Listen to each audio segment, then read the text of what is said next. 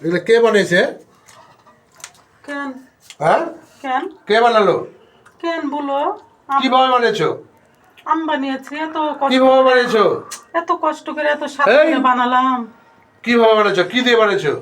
আমার মনটাই তো খারাপ হয়ে গেল, কেন ভালো হয়নি? কি বানিয়েছো এগুলো? কিভাবে বানিয়েছো? কি দিয়ে বানিয়েছো? বানাবো বলো।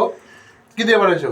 আল্লাহ, কত সুন্দর করে কত রকমের সবজি টবজি দিয়ে, 2 রকমের ডাল দিয়ে এত কষ্ট করলাম যে তোমার একটু মন পাওয়ার জন্যে।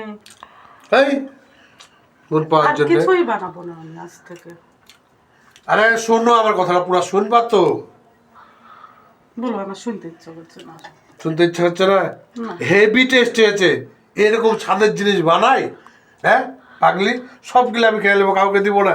আর আমি বাইরের কিছু খাবো না, তুমি আমাকে এরকম বানিয়ে দিবা। দেখো তো, মাশাআল্লাহ, খুব সুন্দর হয়েছে সত্যি।